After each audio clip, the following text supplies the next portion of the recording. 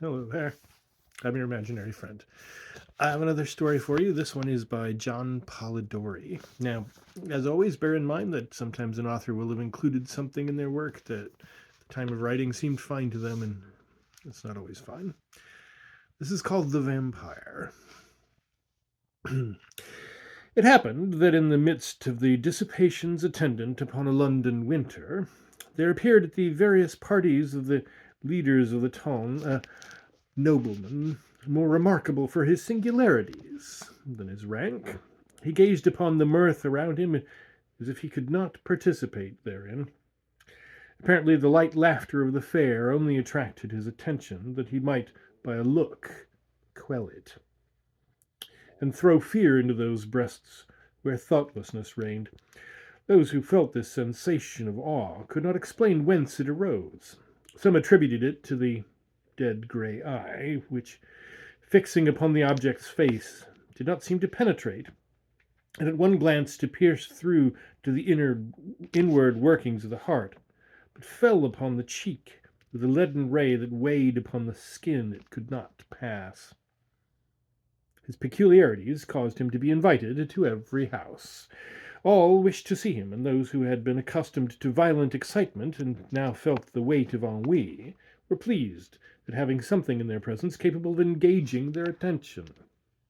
In spite of the deadly hue of his face, which never gained a warmer tint, either from the blush of modesty or from the strong emotion of passion, though its form and outline were beautiful, many of the female hunters, after notoriety, attempted to win his attentions, and gain at least some marks of what they might term affection.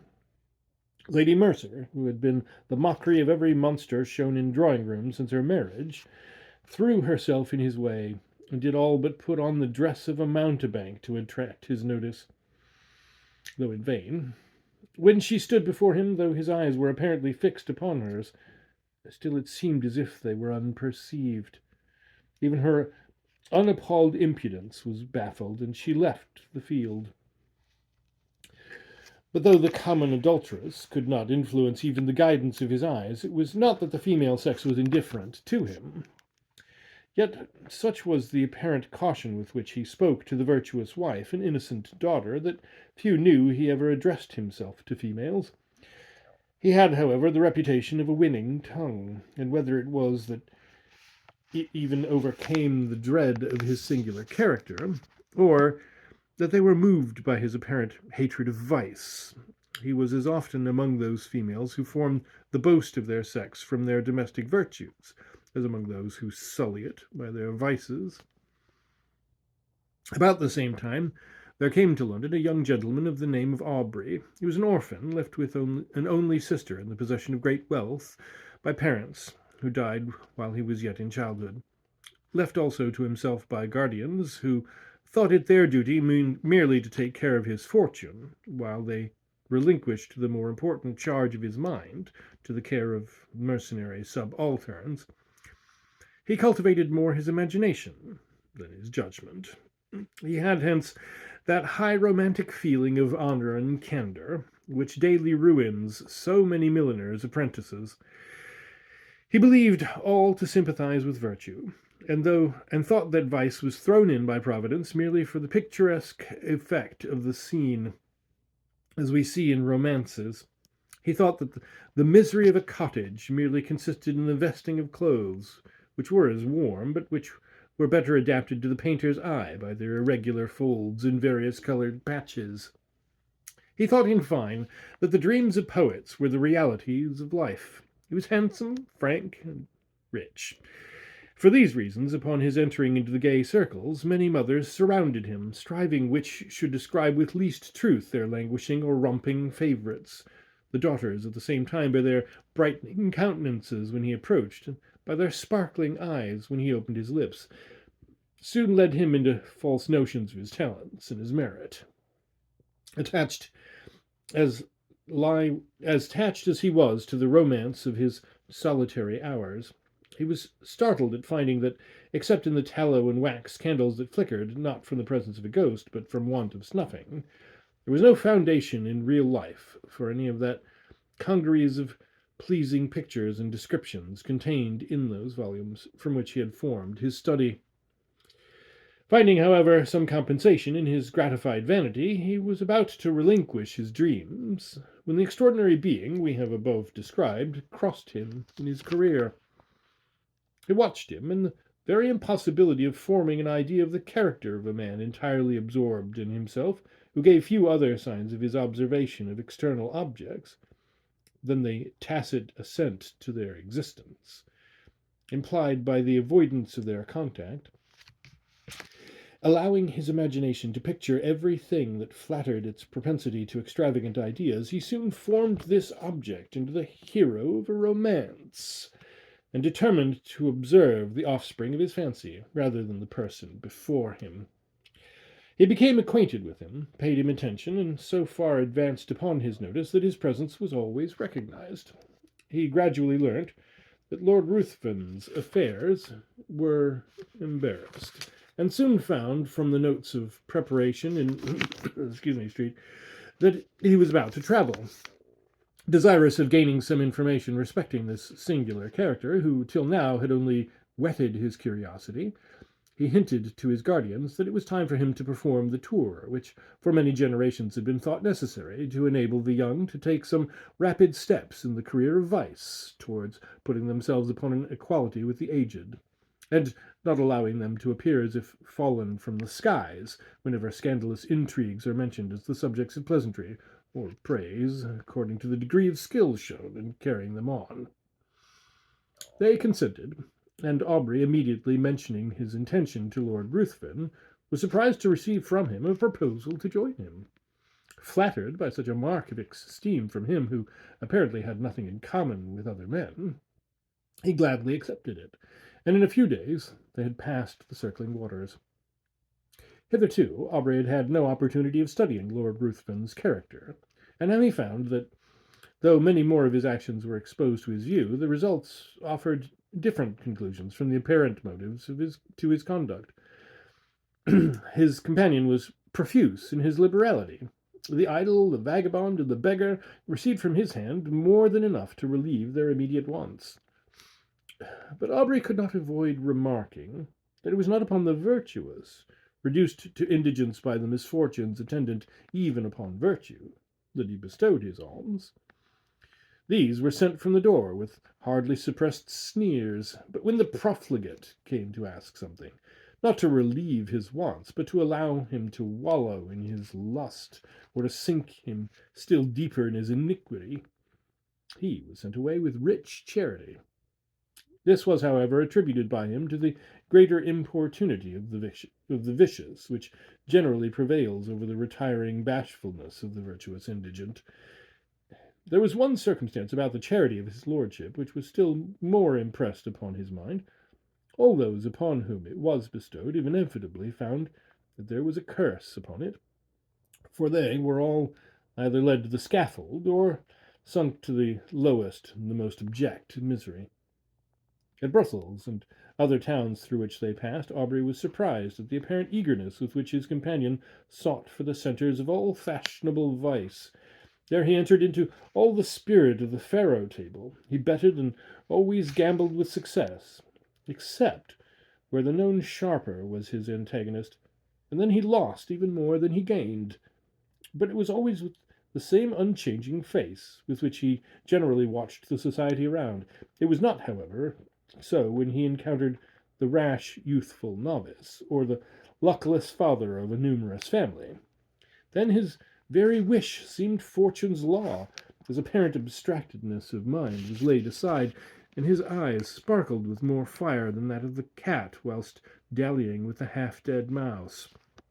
In every town he left the formerly affluent youth, torn from the circle he adorned, cursing in the solitude of a dungeon the fate that had drawn him within the reach of this fiend, whilst many a father sat frantic amidst the speaking looks of mute, hungry children, without a single farthing of his late immense wealth, wherewith to buy even sufficient to satisfy their present craving. Yet he took no money from the gambling table, but immediately lost, to the ruiner of many, the last guilder he had just snatched from the convulsive grasp of the innocent. This might be the result of a certain degree of knowledge, which was not, however, capable of combating the cunning of the more experienced. Aubrey often wished to represent this to his friend, and beg him to resign that charity and pleasure which proved the ruin of all, and did not tend to his own profit. But he delayed it. For each day he hoped his friend would give him some opportunity of speaking frankly and openly to him. However, this never occurred. Lord Ruthven, in his carriage, and amidst the various wild and rich scenes of nature, was always the same. His eye spoke less than his lip, and though Aubrey was near the object of his curiosity, he obtained no greater gratification from it than the constant excitement of vainly wishing to break that mystery, which to his exalted imagination began to assume the appearance of something supernatural. They soon arrived at Rome, and Aubrey for a time lost sight of his companion. He left him in daily attendance upon the morning circle of an Italian countess, whilst he went in search of the memorials of another almost deserted city. Whilst he was thus engaged, letters arrived from England, which he opened with eager impatience. The first was from his sister, breathing nothing but affection. The others were from his guardians. The latter astonished him. If it had before entered into his imagination that there was an evil power resident in his companion, these seemed to give him sufficient reason for the belief. His guardians insisted upon his immediately leaving his friend, and urged that his character was dreadfully vicious, for that the possession of irresistible powers of seduction rendered his licentious habits more dangerous to society. It had been discovered that his contempt for the adulteress had not originated in hatred of her character, but that he had required to enhance his gratification that his victim, the partner of his guilt, should be hurled from the pinnacle of unsullied virtue down to the lowest abyss of infamy and degradation. In fine, that all those females whom he had sought, apparently on account of their virtue, had, since his departure, thrown even the mask aside, and had not scrupled to expose the whole deformity of their vices to the public gaze.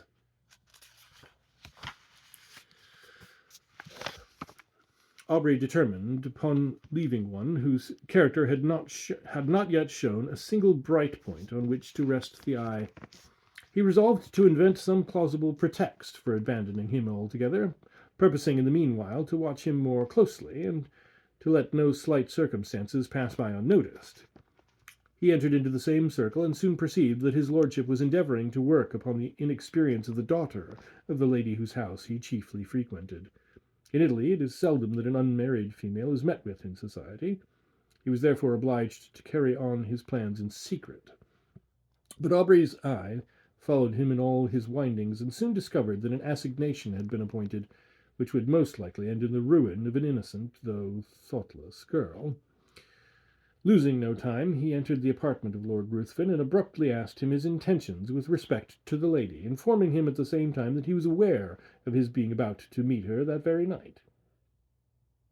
Lord Ruthven answered that his intentions were such as he supposed all would have upon such an occasion, and upon being pressed whether he intended to marry her, merely laughed. Aubrey retired, and immediately writing a note to say that from that moment he must decline accompanying his lordship in the remainder of their proposed tour, he ordered his servant to seek other apartments, and calling upon the mother of the lady, informed her of all he knew, not only with regard to her daughter, but also concerning the character of his lordship. The assignation was prevented. Lord Ruthven next day merely sent his servant to notify his complete assent to a separation, but did not hint any suspicion of his plans having been foiled by Aubrey's interposition.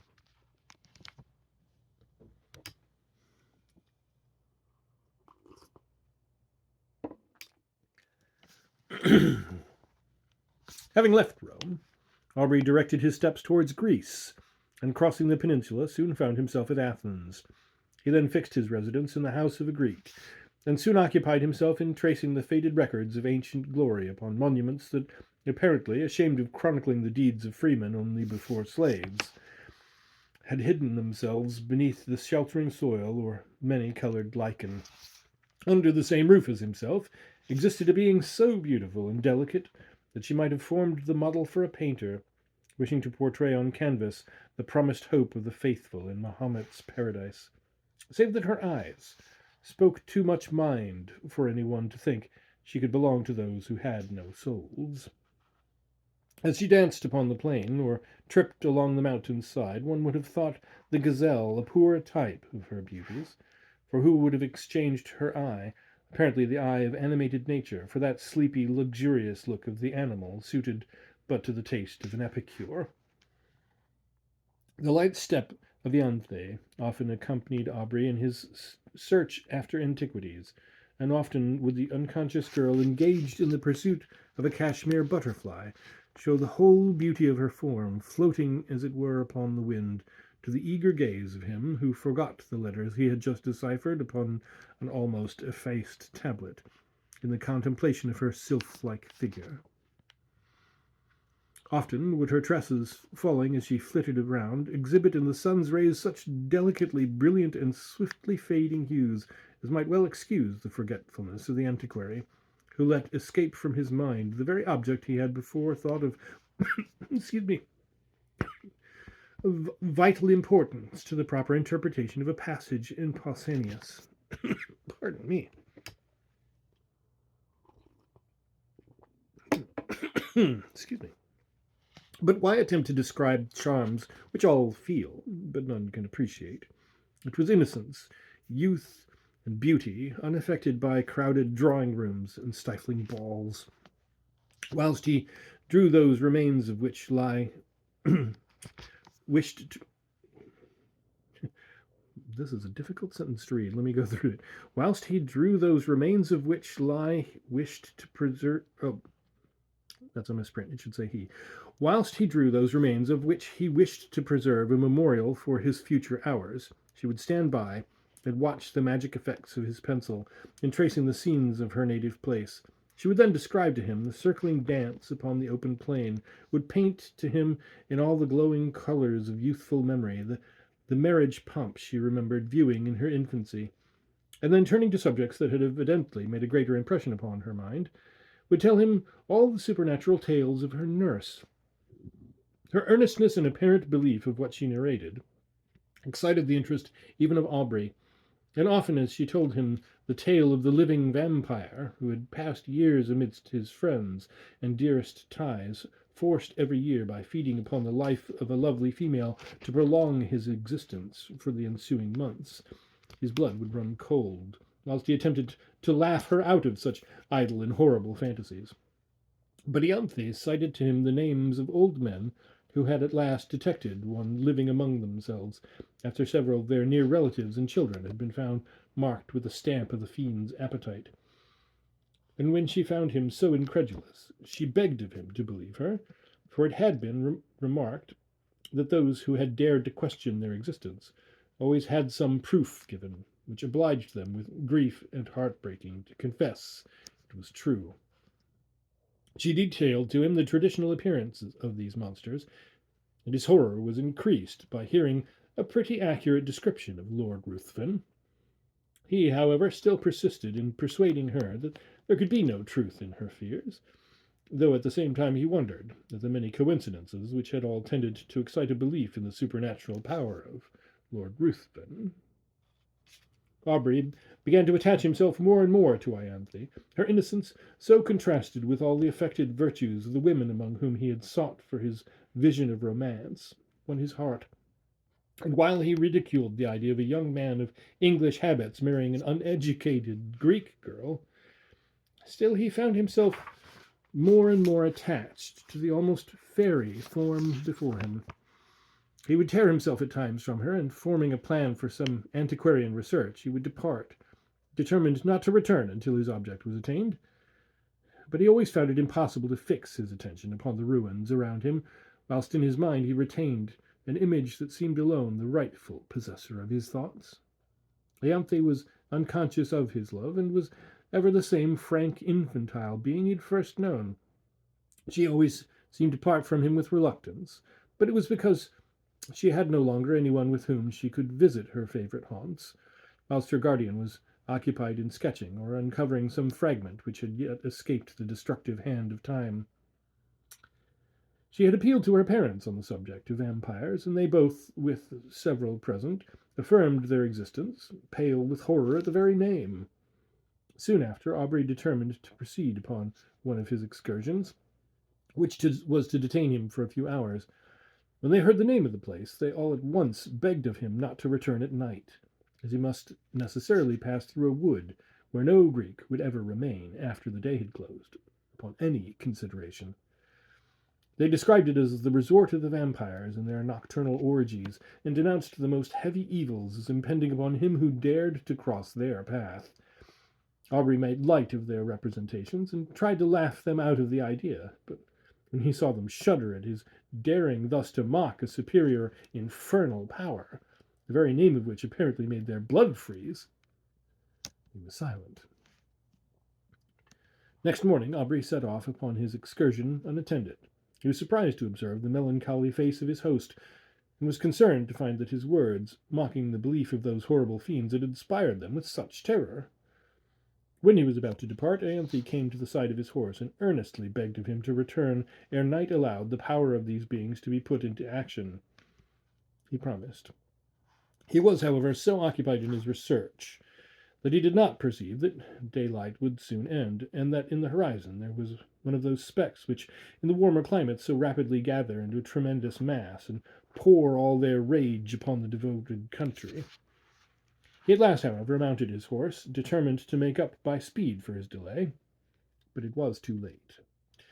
Twilight in these southern climates is almost unknown. Immediately the sun sets, night begins, and ere he had advanced far, the power of the storm was above. Its echoing thunders had scarcely an interval of rest. Its thick, heavy rain forced its way through the canopying foliage, whilst the blue-forked lightning seemed to fall and radiate at his very feet. Suddenly his horse took fright, and he was carried with dreadful rapidity through the entangled forest. The animal at last, through fatigue, stopped, and he found by the glare of lightning that he was in the neighbourhood of a hovel that hardly lifted itself up from the masses of dead leaves and brushwood which surrounded it. Dismounting, he approached, hoping to find someone to guide him to the town, or at least trusting to obtain shelter from the pelting of the storm. As he approached, the thunders, for a moment silent, allowed him to hear the dreadful shrieks of a woman, mingling with a stifled exultant mockery of a laugh, continued in one almost unbroken sound. He was startled, but roused by the thunder, which again rolled over his head, he with a sudden effort forced open the door of the hut. He found himself in utter darkness. The sound, however, guided him. He was apparently unperceived, for though he called, still the sounds continued, and no notice was taken of him. He found himself in contact with someone whom he immediately seized, when a voice cried, "Again baffled," to which a loud laugh succeeded, and he felt himself grappled by one whose strength seemed superhuman. Determined to sell his life as dearly as he could, he struggled, but it was in vain. He was lifted from his feet and hurled with enormous force against the ground. His enemy threw himself upon him, and kneeling upon his breast had placed his hands upon his throat. When the glare of many torches, penetrating through the hole that gave light in the day, disturbed him, he instantly rose, and leaving his prey, rushed through the door, and in a moment the crashing of the brandies as he broke through the wood was no longer heard. The storm was now still, and Aubrey, incapable of moving, was soon heard by those without. They entered. The light of their torches fell upon the mud walls and the thatch, loaded on every individual straw with heavy flakes of soot. At the desire of Aubrey, they searched for her who had attracted him by her cries. He was again left in darkness.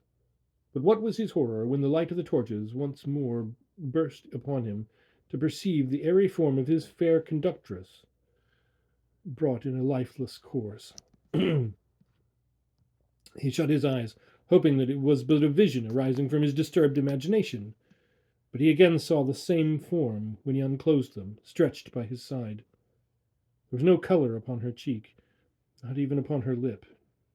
Yet there was a stillness about her face that seemed almost as attaching as the life that once dwelt there.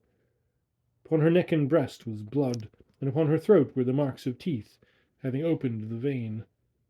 To this the men pointed, crying, simultaneously struck with horror, "A vampire! A vampire!"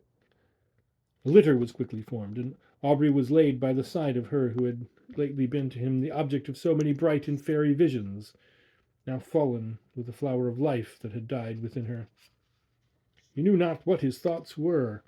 His mind was benumbed and seemed to shun reflection and take refuge in vacancy. He held, almost unconsciously in his hand, a naked dagger of a particular construction which had been found in the hut. They were soon met by different parties who had been engaged in the search of her whom a mother had missed. Their lamentable cries as they approached the city forewarned the parents of some dreadful catastrophe. To describe their grief would be impossible, but when they ascertained the cause of their child's death, they looked at Aubrey and pointed to the corpse. They were inconsolable. Both died broken-hearted. Aubrey, being put to bed, was seized with a most violent fever, and was often delirious. In these intervals he would call upon Lord Ruthven, upon Ianthe. By some accountable combination he seemed to beg of his former companion to spare the being he loved. At other times he would imprecate maledictions upon his head, and curse him as her destroyer. Lord Ruthven chanced at this time to arrive at Athens, and, from whatever motive, upon hearing of the state of Aubrey, immediately placed himself in the same house, and became his constant attendant. When the latter recovered from his delirium, he was horrified and startled at the sight of him whose image he had now combined with that of a vampire. But Lord Ruthven, by his kind words, implying almost repentance for the fault that had caused their separation, and still more by the attention, anxiety, and care which he showed, soon reconciled him to his presence. His lordship seemed quite changed. He no longer appeared that apathetic being who had so astonished Aubrey. But as soon as his convalescence began to be rapid, he again gradually retired into the same state of mind, and Aubrey perceived no difference from the former man, except that at times he was surprised to meet his gaze fixed intently upon him, with a smile of malicious exultation playing upon his lips. He knew not why, but this smile haunted him. During the last stage of the invalid's recovery, Lord Ruthven was apparently engaged in watching the tideless waves raised by the cooling breeze, or in marking the progress of those orbs circling, like our world, the moveless sun. Indeed, he appeared to wish to avoid the eyes of all.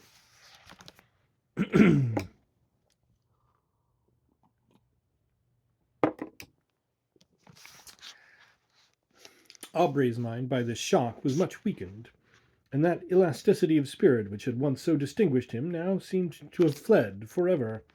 He was now as much a lover of solitude and silence as Lord Ruthven, but much as he wished for solitude, his mind could not find it in the neighbourhood of Athens. If he sought it amidst the ruins he had formerly frequented, Ianthe's form stood by his side.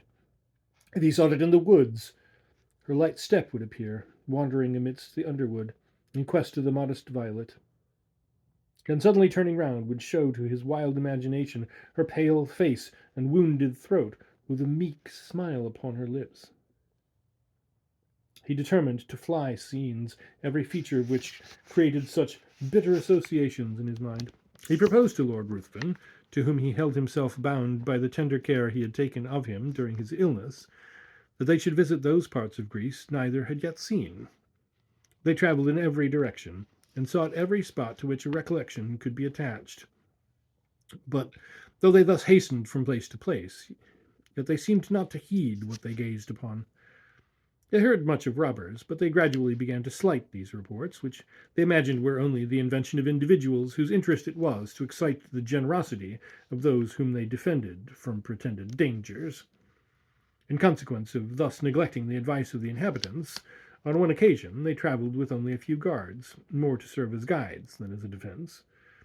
Upon entering, however, a narrow defile, at the bottom of which was the bed of a torrent, with large masses of rock brought down from the neighbouring precipices, they had reason to repent their negligence, for scarcely were the whole of the party engaged in the narrow pass, when they were startled by the whistling of bullets close to their heads, and by the echoed report of several guns. In an instant their guards had left them, and placing themselves behind the rocks, had begun to fire in the direction whence the report came. Lord Ruthven and Aubrey, imitating their example, retired for a moment behind the sheltering turn of the defile, but ashamed of being thus detained by a foe, who with insulting shouts bade them advance, and being exposed to unresisting slaughter, if any of the robbers should climb above and take them in the rear, they determined at once to rush forward in search of the enemy. Hardly had they lost the shelter of the rock when Lord Ruthven received a shot in the shoulder, which brought him to the ground. Aubrey hastened to his assistance, and no longer heeding the contest or his own peril, was soon surprised by seeing the robbers' faces around him. His guards, having, upon Lord Ruthven's being wounded, immediately thrown up their arms and surrendered.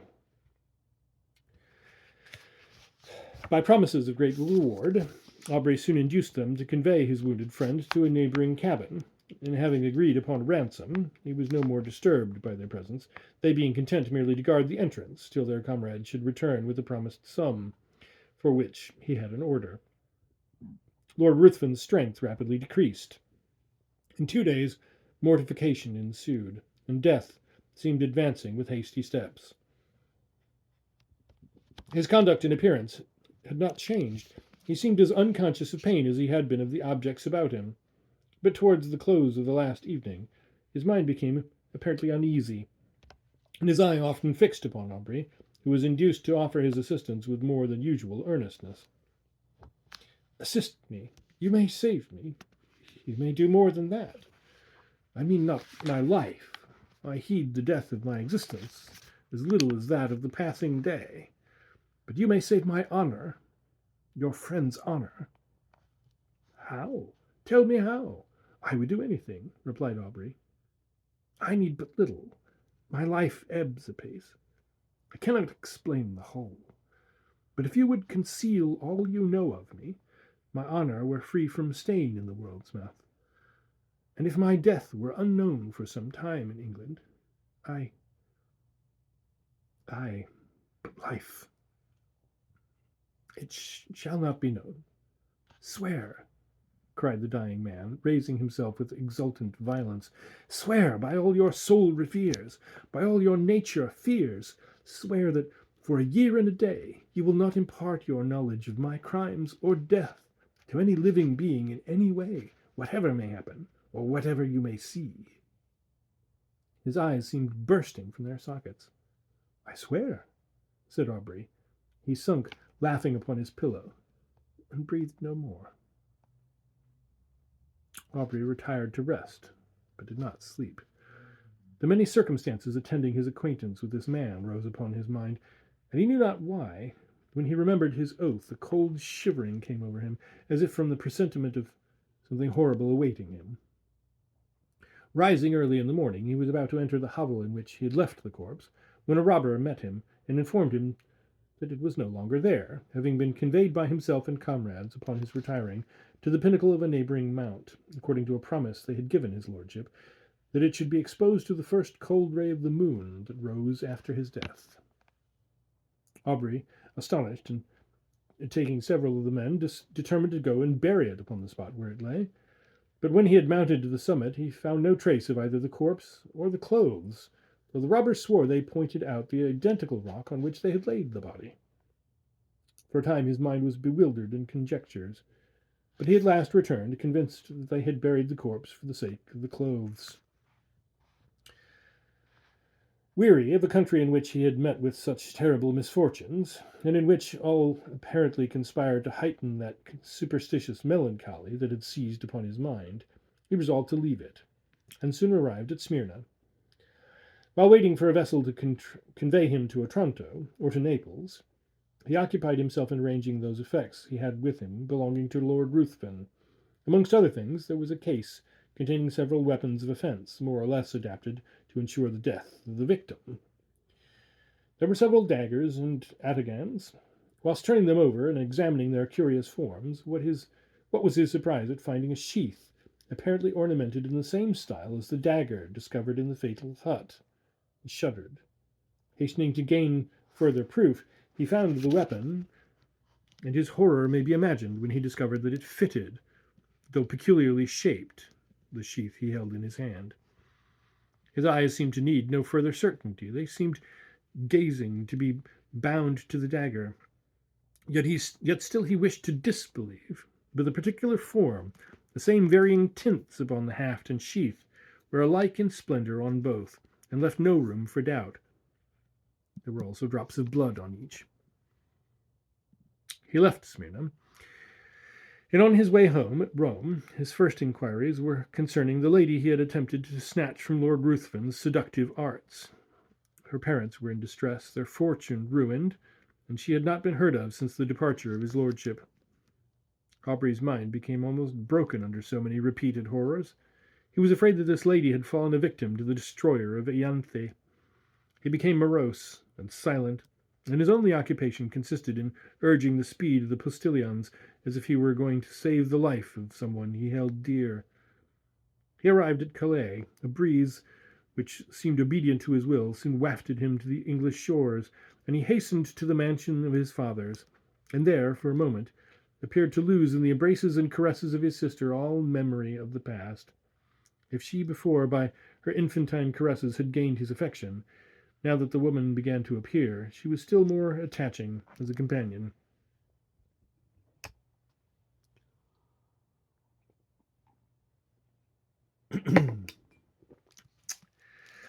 Miss Aubrey had not that winning grace which gains the gaze and applause of the drawing-room assemblies. There was none of that light brilliancy which only exists in the heated atmosphere of a crowded apartment. Her blue eye was never lit up by the levity of the mind beneath. There was a melancholy charm about it, which did not seem to arise from misfortune, but from some feeling within that appeared to indicate a soul conscious of a brighter realm. Her step was not that light footing which strays where a butterfly or a color may attract. It was sedate and pensive. When alone, her face was never brightened by the smile of joy, but when her brother breathed to her his affection, and would in her presence forget those griefs she knew destroyed his rest, who would have exchanged her smile for that of the voluptuary. It seemed as if those eyes, that face, were then playing in the light of their own native sphere. She was yet only 18, and had not been presented to the world, it having been thought by her guardians more fit that her presentation should be delayed until her brother's return from the continent, when he might be her protector. It was now, therefore, resolved that the next drawing-room, which was fast approaching, should be the epoch of her entry into the busy scene. Aubrey would rather have remained in the mansion of his fathers, and fed upon the melancholy which overpowered him. He could not feel interest about the frivolities of fashionable strangers, when his mind had been so torn by the events he had witnessed. But he determined to sacrifice his own comfort to the protection of his sister. They soon arrived in town, and prepared for the next day, which had been announced as a drawing-room. The crowd was excessive. A drawing-room had not been held for a long time, and all who were anxious to bask in the smile of royalty hastened thither. Aubrey was there with his sister. Raleigh was standing in a corner by himself, heedless of all around him, engaged in the remembrance that the first time he had seen Lord Ruthven was in that very place. He felt himself suddenly seized by the arm, and a voice he recognized too well sounded in his ear. "Remember your oath." He had hardly courage to turn, fearful of seeing a spectre that would blast him, when he perceived at a little distance the same figure which had attracted his notice on this spot upon his first entry into society. He gazed till his limbs almost refusing to bear their weight. He was obliged to take the arm of a friend, and forcing a passage through the crowd, he threw himself into his carriage and was driven home.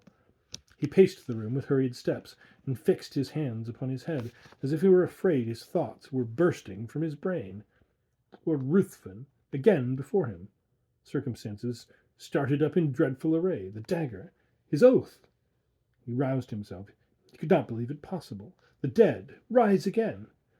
He thought his imagination had conjured up the image his mind was resting upon. It was impossible that it could be real. He determined, therefore, to go again into society, for though he attempted to ask concerning Lord Ruthven, the name hung upon his lips, and he could not succeed in gaining information.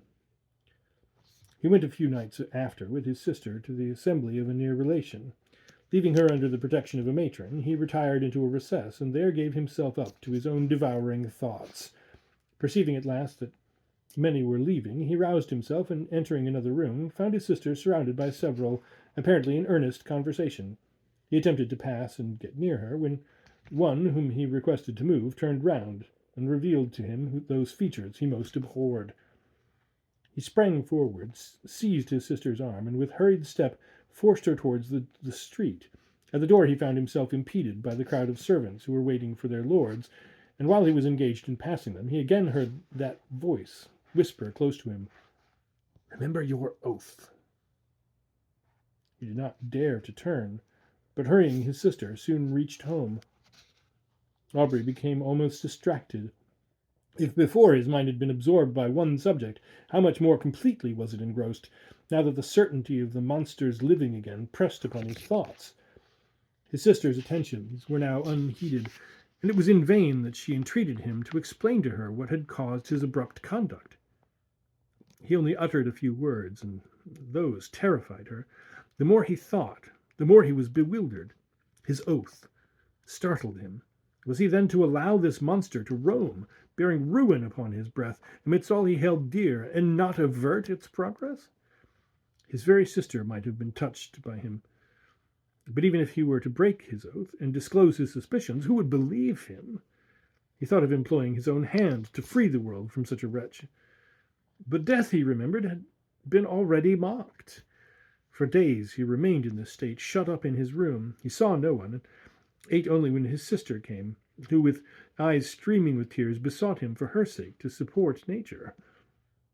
At last, no longer capable of bearing stillness and solitude, he left the house, roamed from street to street, anxious to fly that image which haunted him. His dress became neglected, and he wandered as often exposed to the noonday sun as to the midnight damps. He was no longer to be recognized. At first he returned with the evening to the house, but at last he laid him down to rest wherever fatigue overtook him. His sister, anxious for his safety, employed people to follow him, but they were soon distanced by him who fled from a pursuer swifter than any, from thought.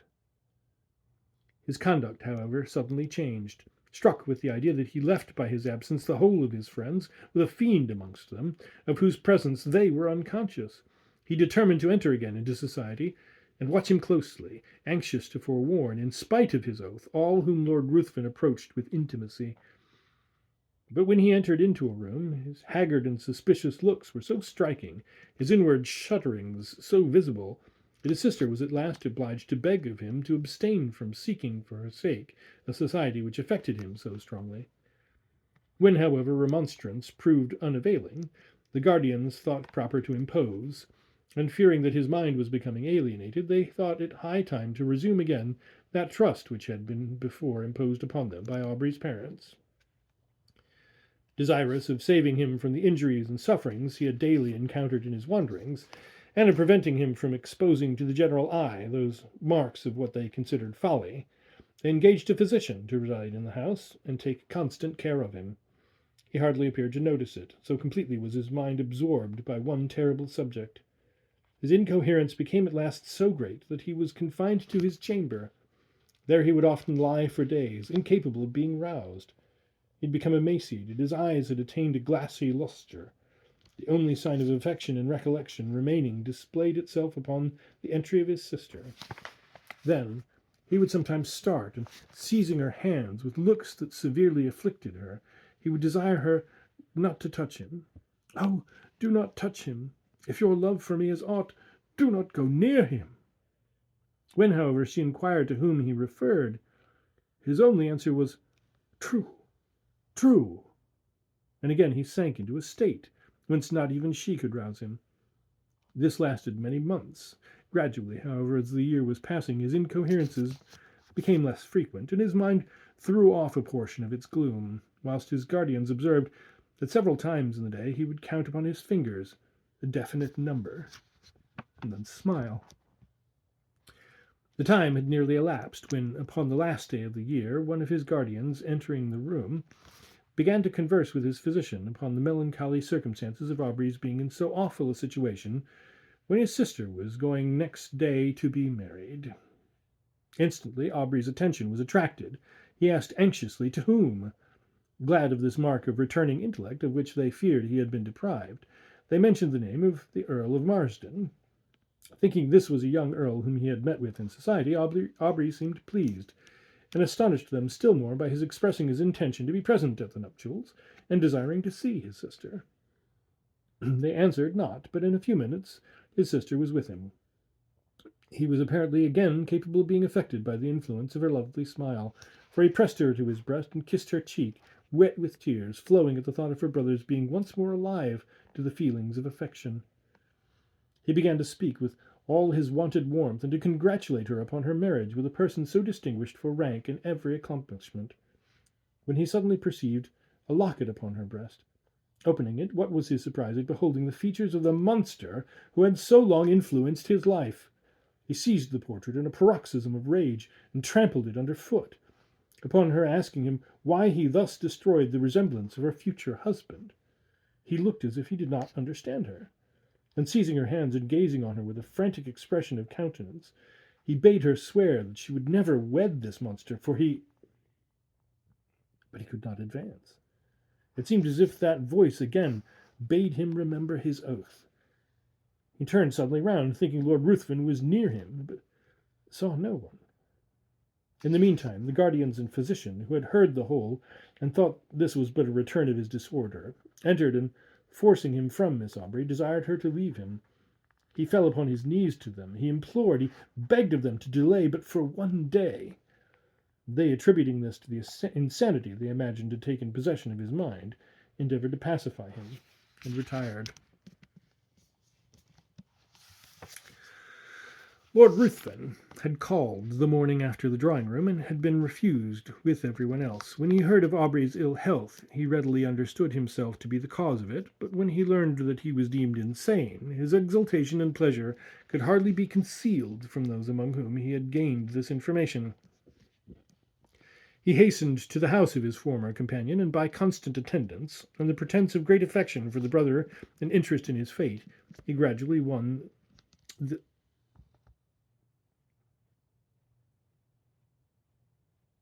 I'm not sure what this word is supposed to be. It says he gradually won the car of Miss Aubrey, but I'm pretty sure that can't be what it means. Ear, maybe? Anyway, who could resist his power? His tongue had dangers and toils to recount, could speak of himself as of an individual having no sympathy with any being of the crowded earth, save with her to whom he addressed himself. Could tell how, since he knew her, his existence had begun to seem worthy of preservation, if it were merely that he might listen to her soothing accents. In fine, he knew so well how to use the serpent's art, or such was the will of fate, that he gained her affections. The title of the elder branch falling at length to him, he obtained an important embassy, which served as an excuse for hastening the marriage, in spite of her brother's deranged state, which was to take place the very day before his departure for the continent. Aubrey, when he was left by the physician and his guardians, attempted to bribe the servants, but in vain. He asked for pen and paper. It was given him. He wrote a letter to his sister, conjuring her, as she valued her own happiness, her own honour, and the honour of those now in the grave, who once held her in their arms as their hope and the hope of their house, to delay but for a few hours that marriage on which he denounced the most heavy curses. The servants promised they would deliver it, but giving it to the physician, he thought it better not to harass any more the mind of Miss Aubrey by what he considered the ravings of a maniac. Night passed on without rest to the busy inmates of the house, and Aubrey heard, with a horror that may more easily be conceived than described, the notes of busy preparation. Morning came, and the sound of carriages broke upon his ear. Aubrey grew almost frantic. The curiosity of the servants at last overcame their vigilance. They gradually stole away, leaving him in the custody of an helpless old woman. He seized the opportunity. With one bound was out of the room, and in a moment found himself in the apartment where all were nearly assembled. Lord Ruthven was the first to perceive him. He immediately approached, and taking his arm by force, hurried him from the room, speechless with rage. When on the staircase, Lord Ruthven whispered in his ear, "Remember your oath, and know, if not my bride today, your sister is dishonoured. Women are frail." So saying, he pushed him towards his attendants, who, roused by the old woman, had come in search of him. Aubrey could no longer support himself. His rage, not finding vent, had broken a blood vessel, and he was conveyed to bed. This was not mentioned to his sister, who was not present when he entered, as the physician was afraid of agitating her. The marriage was solemnized, and the bride and bridegroom left London. Aubrey's weakness increased. The effusion of blood produced symptoms of the near approach of death. He desired his sister's guardians might be called, and when the midnight hour had struck, he related composedly what the reader has perused.